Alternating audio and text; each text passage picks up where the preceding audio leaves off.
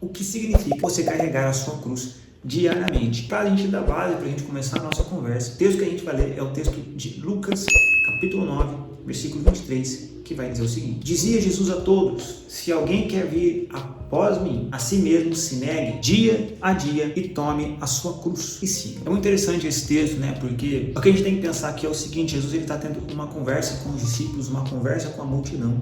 Então, de repente, ele vem e começa a falar sobre isso. Ele fala: se você quer vir após, porque lembra que ele diz lá em outro versículo: vocês que estão cansados, sobrecarregados, venham a mim e eu os aliviarei. Ok, você pode ir até Jesus e ser aliviado, você ter ali a resposta naquilo que tanto você busca. Afinal, a maioria das pessoas vai até Jesus por qualquer outro motivo que não seja Jesus, né? Na grande maioria, a verdade é que nós vamos porque tem algo de horrível acontecendo. E eu não quero falar mal disso. A verdade é que eu fui por outros motivos. Eu fui porque eu queria não ter mais uma vida desgraçada, uma vida envolvida com droga, prostituição, várias coisas que envolvem tudo isso. E quando eu cheguei lá, eu descobri que era muito mais do que uma religião, muito mais do que ser crente. Era o meu amado Jesus, que eu encontraria aquele que me salvou e me redimiu dos meus pecados, assim como você. E aqui ele vai falar: se você quer vir após mim. Então, o que é essa conversa a gente precisa já estabelecer? Dentro da nossa relação com Jesus, existem níveis. Guilherme, como assim? Níveis?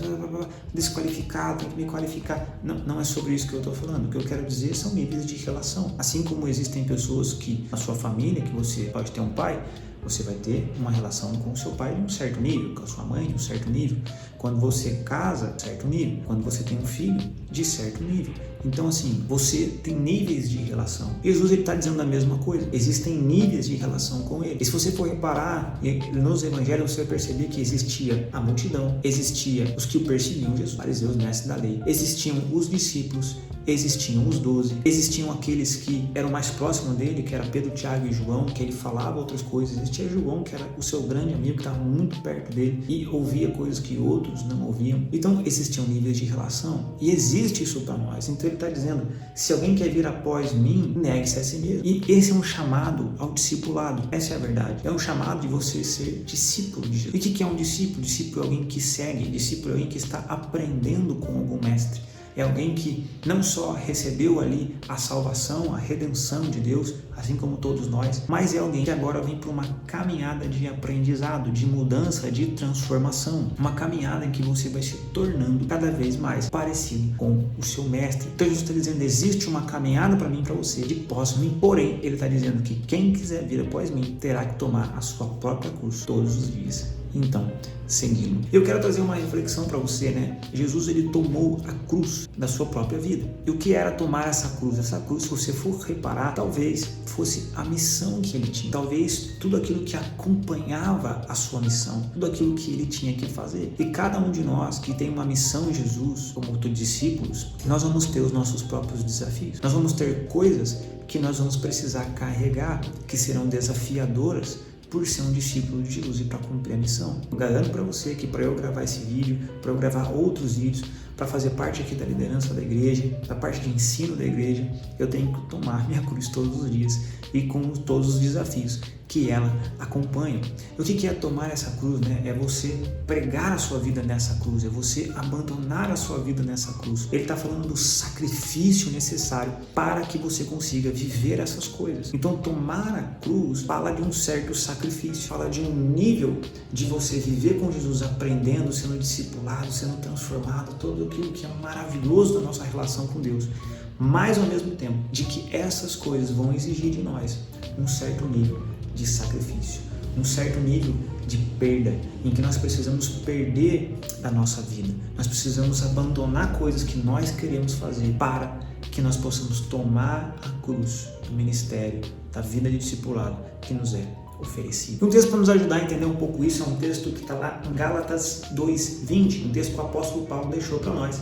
E ele está dizendo o seguinte: logo não sou eu quem vivo, mas Cristo vive em mim. E se esse viver que agora tenho na carne é vivo pela fé no Filho de Deus, que me amou a si mesmo, se entregou por mim. Eu não anulo a graça de Deus, pois se a justiça é mediante a lei, segue-se que morreu Cristo em vão. Por que Paulo está falando isso? Porque ele está ensinando aqui sobre a lei e a questão da lei, da graça, essa mudança do Antigo Testamento para o Novo Testamento ali para os Gálatas, porque eles estavam passando por essa dificuldade lá em Gálatas. O contexto é mais ou menos esse. estavam pregando para eles, vamos dizer assim, um evangelho, mas com muito da lei judaica envolvendo isso. Você pode isso ver no capítulo 1 de Gálatas, você já vai ver Paulo tendo que combater isso. E ele está estabelecendo essas coisas. Então ele está falando aqui, Paulo, ele morreu para a lei.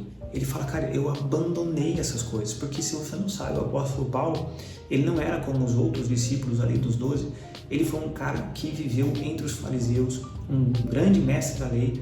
Os fariseus, né, não eram, a gente fala isso hoje, né, fariseu, a gente já tem um olhar ruim, mas o fariseu em si, na essência, naquilo que ele deveria ser, eram aqueles que eram apaixonados pela lei, que queriam defender a lei, proteger que a lei não fosse perdida e nem se misturasse com outras filosofias. Ela surge mais ou menos ali depois que Esdras, ele reconstrói o templo no Antigo Testamento, no sentido da lei, né? Esdras vem restaurando essa lei no seu ministério, que você vai encontrar lá no livro dele contando um pouco sobre isso. Os fariseus vão surgir mais ou menos nessa época e eles surgem com um bom motivo, mas com o tempo eles se perdem. E Paulo é esse cara que era zeloso, que tinha um zelo em praticar a lei, em seguir os mandamentos.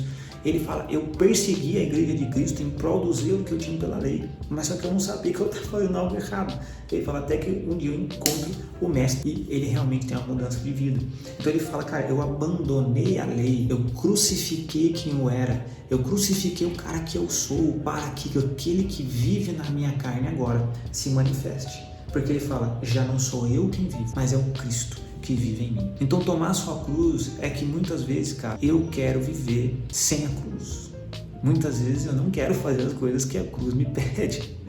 E assim é com todos nós. Às vezes o Guilherme que habita em mim quer viver outras coisas. Então eu preciso crucificá-lo para que ele não tome conta de mim, ele não decida por mim, mas que o Espírito Santo agora, aquele que vive em mim, esse me guie, me traga essa vida em justiça, em zelo, em santidade, para que eu não viva mais como eu vivia no passado, mas eu vivo uma nova vida em Cristo. Para nos ajudar a entender um pouco isso que eu estou te falando, eu vou ler um outro texto de Gálatas, que é Gálatas 5:24, que vai dizer o seguinte: e os que são de Cristo crucificaram a carne com as suas paixões e com as suas concupiscências. Porque se vivemos no Espírito, versículo 25, andemos também no Espírito. Então olha que interessante que ele está falando, né? Eu crucifico a minha carne, eu crucifico aquilo que eu quero, porque a Bíblia vai dizer que o nosso pecado ainda habita na carne. Então minha carne ainda quer o pecado, ela ainda quer viver com... E quando eu falo pecado, né?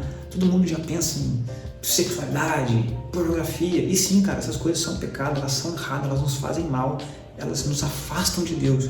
Mas existem muitos outros pecados, existem muitas outras coisas. Eu quero ler alguns para você ter uma ideia. Por exemplo, Gálatas 5, versículo 19, volta comigo nos versículos, vai dizer o seguinte: ora, as obras da carne são conhecidas, as obras da carne são conhecidas, e são elas: prostituição, impureza, lascívia, idolatria, feitiçaria, inimizade, porfias, ciúmes, iras, discórdias, dissensões, facções, invejas, bebedices, glutonaria, coisas semelhantes a essa, a respeito da qual eu declaro, como já declarei antes, que não herdarão o reino de Deus os que essas coisas praticam. Olha quantas coisas a gente falou aqui, olha quantas coisas talvez eu e você estejamos vivendo. Às vezes quando a gente não concorda, às vezes quando a gente fala mal de alguém, às vezes quando a gente fofoca, às vezes quando a gente briga, a gente gera discussão entre as pessoas, gera intriga entre as pessoas, entre muitos desses pecados que a gente viu. São coisas que muitas vezes nós vamos ter que crucificar para que a gente não venha viver uma vida de pecado, uma vida sem o Espírito. Então eu quero dizer para você que aqui são duas coisas que eu quero deixar para você. A gente podia falar mais sobre isso, mas para você recapitular. Quando a gente fala de tomar a cruz, a gente pode levar para dois lugares, que tem a ver com abandonar a nossa vida para não viver no pecado, crucificar a carne para que a gente possa viver no Espírito, crucificar as nossas vontades pecaminosas, aquilo que a gente deseja de mal. Mas, ao mesmo tempo, tem um outro lado, que é o lado de você viver uma vida de sacrifício em prol do ministério, em prol daquilo que eu preciso cumprir, daquilo que eu poderia estar fazendo agora, em vez de estar gravando esse vídeo para você, que seria talvez ganhando um pouco mais de dinheiro, talvez trabalhando em alguma coisa, talvez passeando, me divertindo, estando com a minha filha e a minha esposa que estão lá atrás. Poderia estar fazendo qualquer outra coisa menos do que está fazendo isso. Mas eu estou aqui para continuar a missão, tomando a cruz que me foi oferecida. Se eu quisesse ser um discípulo, se eu quisesse seguir. E eu faço isso com muito amor, com muito zelo, mas sem romantismo, sabendo que nós temos que crucificar a nossa carne. Então, se você gostou desse vídeo, não esquece de se inscrever, deixar seu like, compartilhar com outras pessoas, ver os outros vídeos de ensino bíblico para você estar acompanhando aqui no canal e também os outros quadros que a gente tem, o que essa história nos ensina e como você pode viver algumas coisas do Evangelho. Beleza? No próximo vídeo.